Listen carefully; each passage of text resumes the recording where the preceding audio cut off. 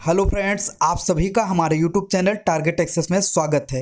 Railway समान अध्ययन, जी हाँ, railway NTPC group D, JE व अन्य रेलवे की परीक्षाओं में पूछे गए प्रश्नों का संग्रह 25 महत्वपूर्ण प्रश्न हमारे इस वीडियो में प्राप्त होगा। आने वाली परीक्षा में इसी तरीके के प्रश्न पूछे जाएंगे। आज का हमारा पहला प्रश्न है, पल्लव वंश के कौन से राजा संस्कृत नाटक भी लिखा करते थे? ए राजा राज चोल, बी महेंद्र वर्मन, सी राजसिम्हा या डी विक्रमादित्य। जी हाँ, आंसर बताइएगा, जिनका आंसर बी है बिल्कुल सही, महेंद्र वर्मन। एनटीपीसी 16/4/2016 पूछा गया प्रश्न है। अगला प्रश्न है, भारत के संविधान में वर्णित मौलिक अधिकारों में निम्नलिखित में से कौन सा मौलिक अधिकार शामिल नहीं है? ए निजता का अधिकार, बी संपत्ति का अधिकार, सी समानता का अधिकार या डी भाषण का अधिकार। जी हाँ, आंसर बताइएगा, जिनका आंसर बी है बिल्कुल सही। भारत के संविधान में वर्णित मौलिक अधिकारों में संपत्ति का अधिकार शामिल नहीं है। आरआरबी ग्रुप डी 22/10/2018 पूछा गया प्रश्न है। अगला प्रश्न है, पृथ्वी का आकार कैसा है? ए पूर्ण गोलार्ध, बी अधिकांशतः चपटा, सी पूर्ण गोल या डी चपटा गोल। जी हाँ, आंसर बताइएगा, जिनका आंसर डी है बिल्कुल सही। पृथ्वी का आकार चपटा गोल है।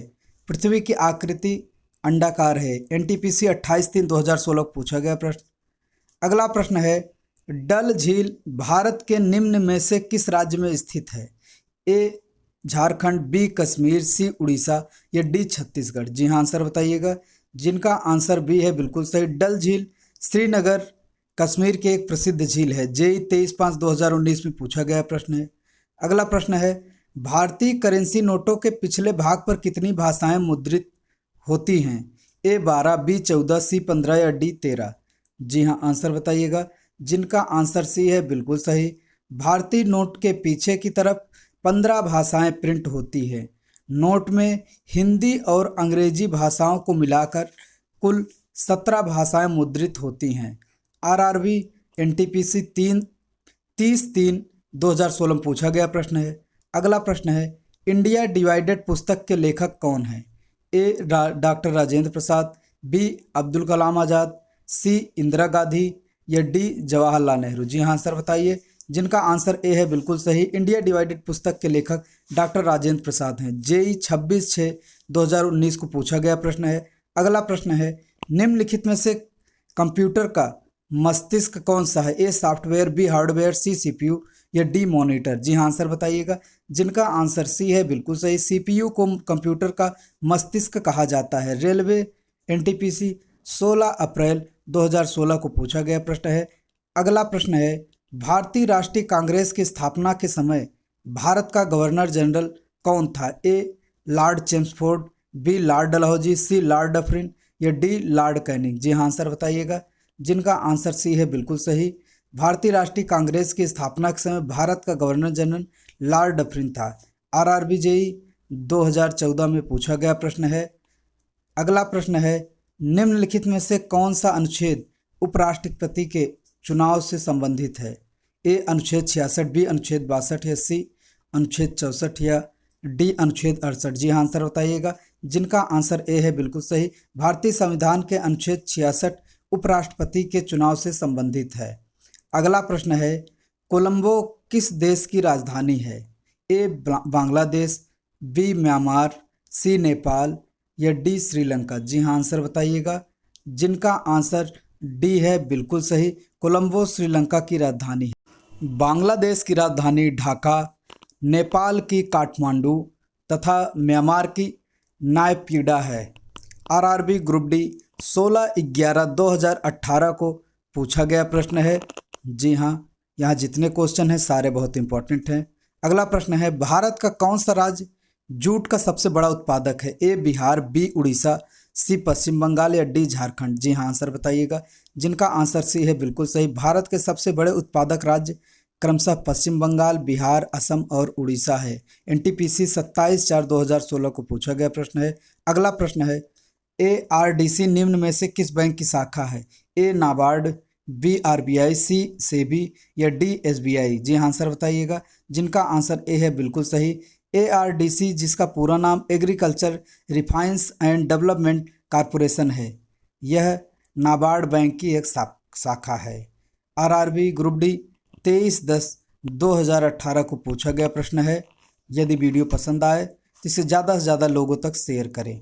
अगला प्रश्न है, पूर्ण कुंभ मेला कितने वर्षों में एक बार आयोजित किया जाता है? ए हर 8 वर्ष में, बी हर 12 वर्ष में, सी हर 6 वर्ष में, या डी हर 4 वर्ष में। जी आंसर बताइए। जिनका आंसर बी है बिल्कुल सही। पूर्ण कुंभ मेला का आयोजन प्रत्येक 12 वर्ष में किया जाता है। आरआरबी जेईई 30/5/2019 को पूछा गया प्रश्न है। अगला प्रश्न है, मुक्त रूप से निलंबित चुंबक किस दिशा की ओर संकेत करता है? ए पूर्व पश्चिम, बी उत्तर दक्षिण, सी पूर्व उत्तर, या डी पश्चिम दक्षिण। जी आंसर बताइएगा। जिनका आंसर बी है बिल्कुल सही। जब किसी चुंबक को मुक्त रूप में छोड़ दिया जाता है तो यह सदैव उत्तर एवं दक्षिण दिशा में हो जाता है।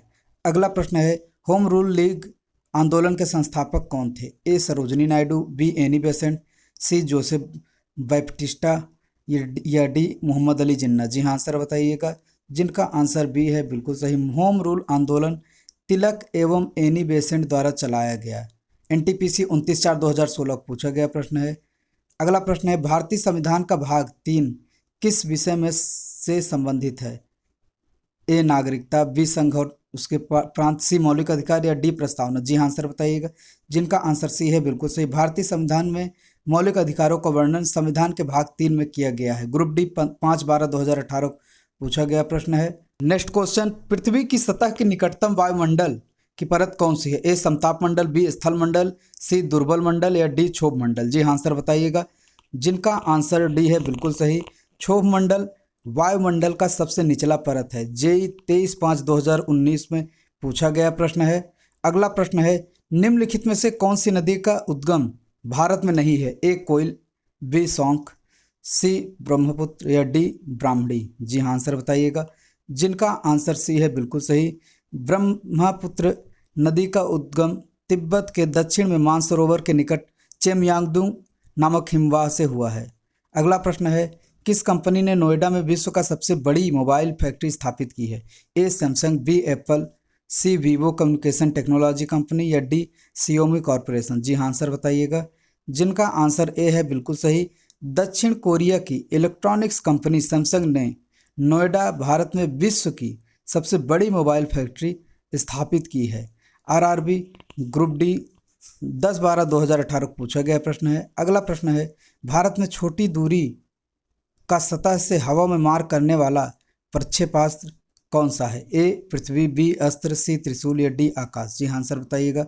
जिनका आंसर सी है बिल्कुल सही। सतह से हवा में मार करने वाला प्रक्षेपास्त्र त्रिशूल का पहला परीक्षण 1989 में किया गया था। एनटीपीसी 22/4/2016 को पूछा गया प्रश्न है। अगला प्रश्न है, गर्म शीशे को धीमे धीमे ठंडा करने की प्रक्रिया को क्या कहते हैं? ए एनेलिंग, बी ह्यूमिडिफाइंग, सी कंडेंसेशन, या डी डिकंडेंसेशन। जी हाँ आंसर बताइएगा। जिनका आंसर ए है बिल्कुल सही। गर्म शीशे को धीमे धीमे ठंडा करने की प्रक्रिया को एनीलिंग कहते हैं। एनटीपीसी 12 अप्रैल 2016 को पूछा गया प्रश्न है, निम्न में से कौन सा जीव भारत का राष्ट्रीय जल जीव है? ए गंगा की शार्क मछली, बी भारतीय स्टार कछुआ, सी गंगा नदी की डॉल्फिन मछली, या डी गोल्डन महसीर। जी हाँ आंसर बताइएगा। जिनका आंसर सी है बिल्कुल सही। गंगा नदी की डॉल्फिन मछली। आरआरबी एनटीपीसी 19/1/2017 में पूछा गया प्रश्न है। अगला प्रश्न है, national stock exchange of India का मुख्य कार्यालय किस शहर में स्थित है? ए कोलकाता, बी मुंबई, सी नई दिल्ली, या डी बेंगलुरु। जी हाँ, जिनका आंसर बी है बिल्कुल सही, मुंबई। नेशनल स्टॉक एक्सचेंज का मुख्यालय मुंबई में है। इसकी स्थापना 1992 में हुई थी। ग्रुप डी 5/12/2018 में पूछा गया प्रश्न है। अगला प्रश्न है, प्रसिद्ध यात्री जहाज टाइटैनिक किस देश का था? ए यूएसए, बी चीन, सी ग्रेट ब्रिटेन, या डी फ्रांस। जी हाँ दोस्तों, आंसर बताइएगा। जिनका आंसर सी है बिल्कुल सही। प्रसिद्ध यात्री जहाज टाइटैनिक ग्रेट ब्रिटेन का था। आरआरबी एनटीपीसी 28/3/2016 में पूछा गया प्रश्न है। टाइटैनिक जहाज ग्रेट ब्रिटेन का था। टाइटैनिक दुनिया का सबसे बड़ा वाष्प आधारित यात्री जहाज था। 10 अप्रैल 1912 को रवाना हुआ था। 4 दिन की यात्रा के बाद 14 अप्रैल 1912 को वह एक हिमशिला से टकराकर डूब गया, जिसमें 1517 लोगों की मृत्यु हुई थी। कभी कभी पूछ लेता है कि किस दिन यात्रा पे रवाना हुआ था। अगला प्रश्न है ऑक्टोपस के खून का रंग कैसा होता है? ए लाल, बी नीला, सी गुलाबी या डी काला। जी हाँ, आंसर बताइएगा। जिनका आंसर बी है बिल्कुल सही। ऑक्टोपस के खून का रंग नीला होता है। रेलवे एनटीपीसी ऑनलाइन परीक्षा 28 मार्च 2016 को पूछा गया प्रश्न है। अगर आप लोगों को वीडियो पसंद आया हो तो हमारे यूट्यूब चैनल टारगेट एक्सेस को सब्सक्राइब करें और हाँ, नए वीडियो के नोटिफिकेशन के लिए बेल आइकन को जरूर दबाएं, लाइक करें, कमेंट करें और ज़्यादा से ज़्यादा शेयर करें। सभी को धन्यवाद।